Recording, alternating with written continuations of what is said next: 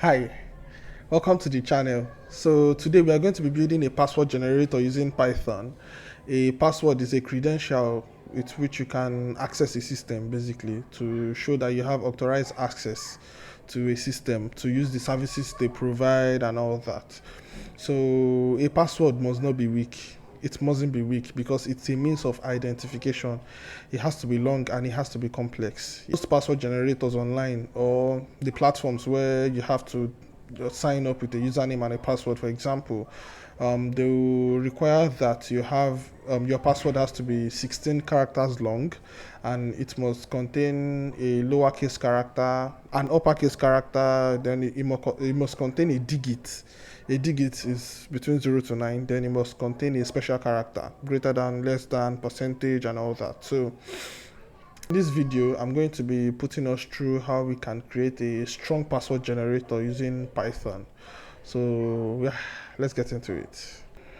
I'm using VS Code. To start with, let me create a variable and I'll name it password.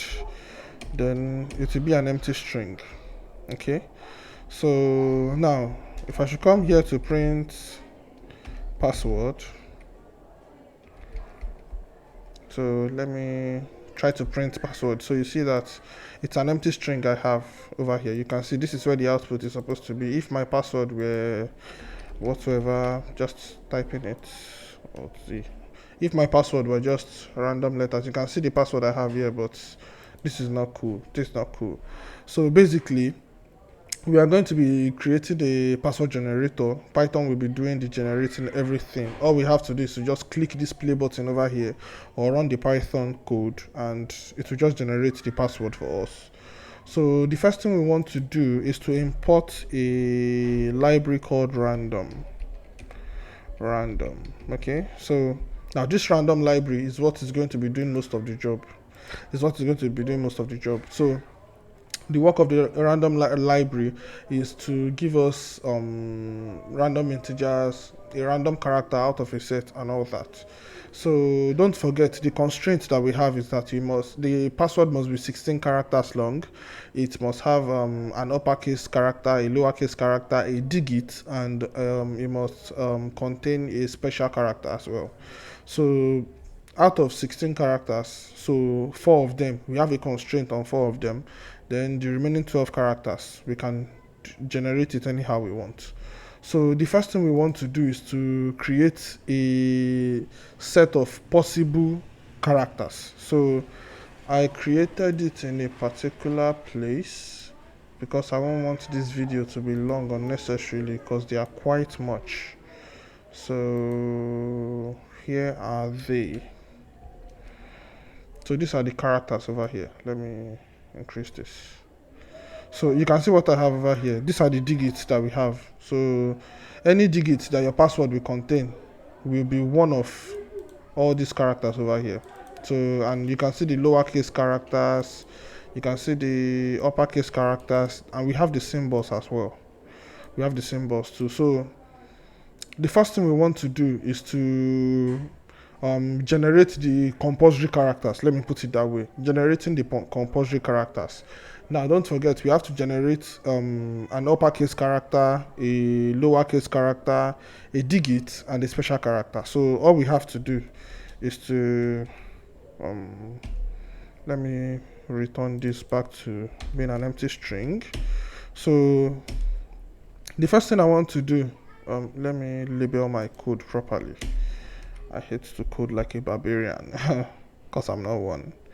So these are the possible characters. Okay, so initializing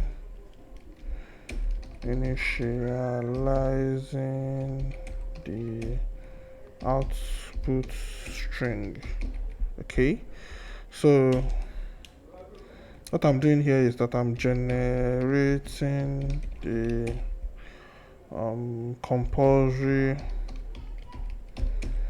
characters. Okay, so for me to generate the compulsory digit, at least it must contain a digit, at least a digit. So I would start with the digit. So all I have to do to generate the digit is to say password plus equal to random dot choice. Then I have my digit. No, digit.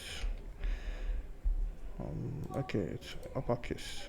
So now, at this juncture over here, what do we have as password? If I should run this, you can see I have my digits over here. So if you take a good look at all the digits I have here, I have 0, 1, 2, 3, 4, down to 9. And me running this code for the first time, it is giving me 1 as the random choice you chose.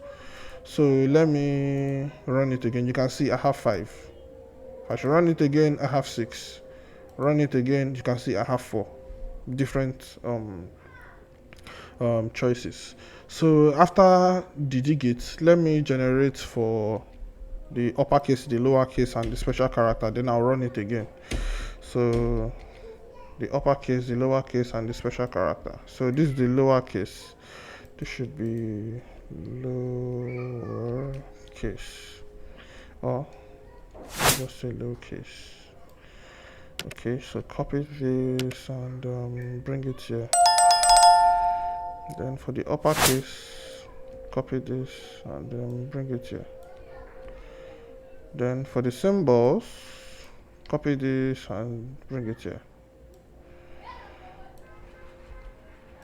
So if I should run this, you can see what I have. I have 5KO, then this close parenthesis. So this is the password is generating for me so far. And you can see that the first character I have over here, I have a digit, then I have a lowercase character, I have the uppercase character, then I have the symbols character. So that is why I'm having the digit first, the lowercase character, then I have the uppercase character, then I have the special character. If I should run this again, you can see I'm having different outputs for every time I run the code. You can see I'm having different outputs. Okay, so at this point now we've successfully generated 4 characters out of our 16, but we still have this is not good enough even if we generate all 16 like this, because it follows a pattern, and the fact that it follows a pattern is very, very dangerous. Somebody can guess this. If somebody should know this pattern, then the password, in a matter of minutes or hours, somebody can guess the password, right? Which is not what we want. So before we finish the video, I'll show us how to randomize the string that we've generated. So for now, we've generated the compulsory characters. Now let's generate the remaining 12 random characters. So before we do that, we want to combine all the possible characters inside one variable. So how do we do that? We can say all equal to the digits plus the lowercase characters plus the uppercase characters plus the symbols. Okay, so I have all these characters now. I have everything in this all variable. So now I'm good to go. All I have to do to generate the remaining 12 characters is to say for I in range 12, then password plus equal to random dot choice, then all, and all 16 characters are generated, but they are not good to go. But for now, let me run this. You can see I have my 16 characters complete, my 16 characters all good to go. If I should run it again, I have another set of 16.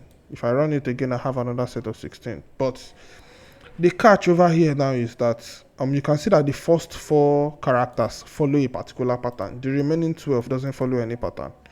So this is where the problem is. We need to look for a way to make sure that there is no pattern to be detected. So basically, one way to do that is to shuffle the string. So how do we shuffle the string? it's very easy to shuffle the string. All we have to do is to use to convert it to a list, a shuffled list basically. How do we convert it to a shuffled list? All we have to do is to say, maybe let's declare a variable, say password underscore lists equal to random dot sample. Then we are going to be supplying the password, and we are going to supply the length of the password, which is basically len password. Okay, so password and len password, and our list is good to go. So basically this password list over here now is the shuffled form of this password. So the password is shuffled,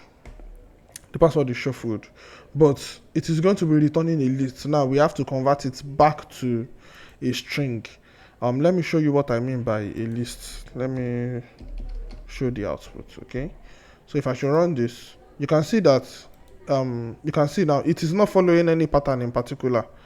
But you can see that it is presenting it as a list, not as a string, which is not what we want. So basically I can come back and say password equal to I can use this dot join